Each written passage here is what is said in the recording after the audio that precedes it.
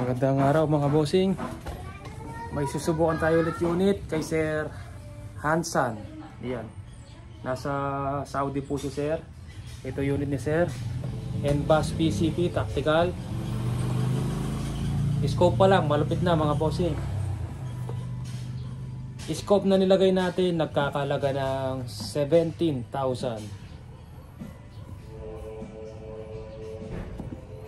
Ayan. Original scope po yan, 17,000 po ang presyo ng scope na pinalagay ni Sir.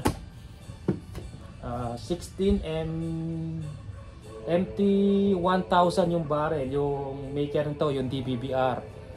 Inalis na yung DBBR, ngayon MT1000 na po yung bagong brand ng barrel ni Sir.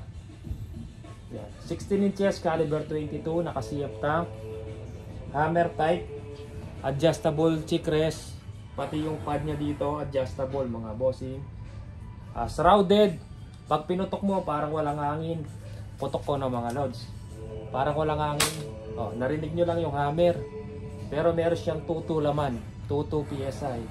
Kasi naka-shroud siya, may silencer pa, bali yung hangin babalik dito. Pag yung lumabas, yung sobra dito pa sa silencer, kaya dalawa yung nagre-reduce ng lakas ng unit. Isang shrouded, isang silencer. Yan, napakatahimik. Yan, parang walang hangin mga bossing. Pitik lang ng hammer yung naririnig. Wala pang bala yan mga bossing. Ayun, try natin. MT1000 barrel, caliber 22, 16 inches.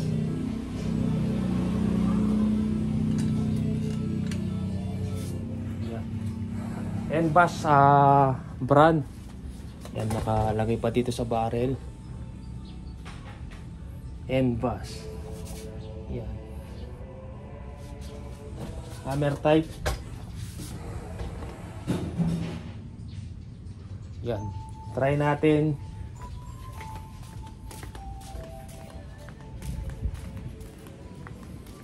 Iwan na lang natin dito yung camera. Yun. Try natin dito siguro sa baba kung okay siya tumama. Try natin sa mature.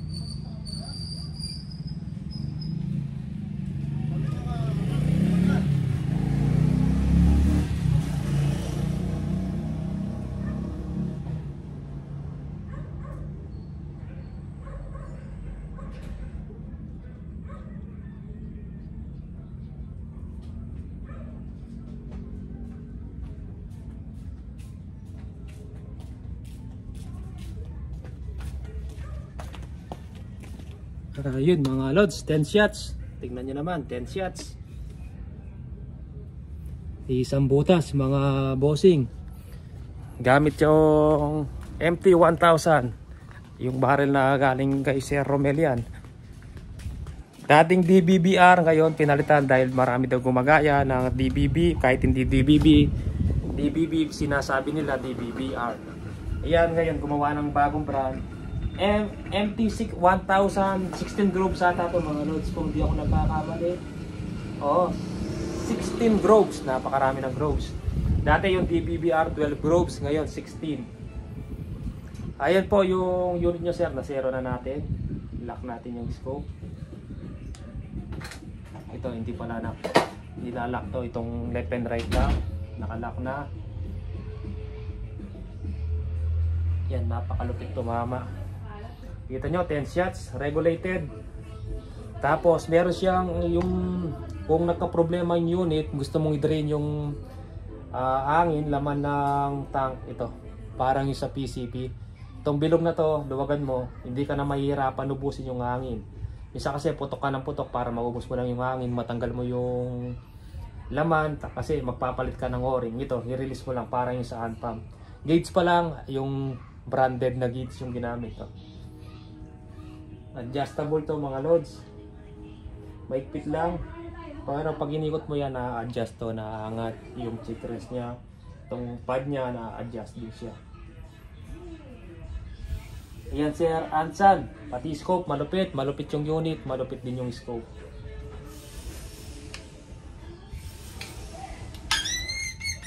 Ayan, may kasama na ang bipod. Ayan. Maganda sana kung may mesa ka.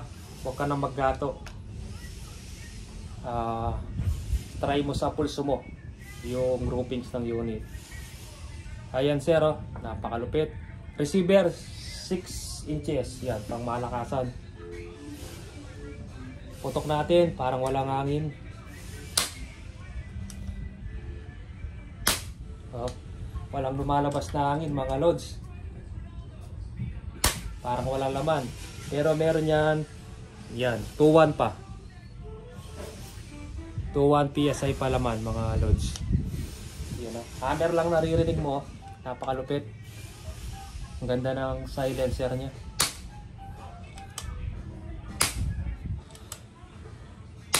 Oh, parang walang hangin mga bossing. Pinakatahimik na nagamit ko na unit ito. Malakas pa yung palo ng hammer. Yan, try natin sa tubig para makita niyo yung tarsik ng balat.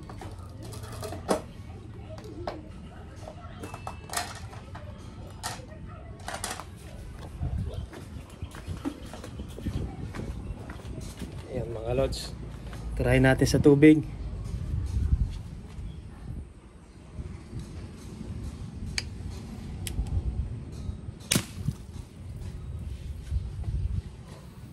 Yan o. Ito po unit niya sir. Ayan.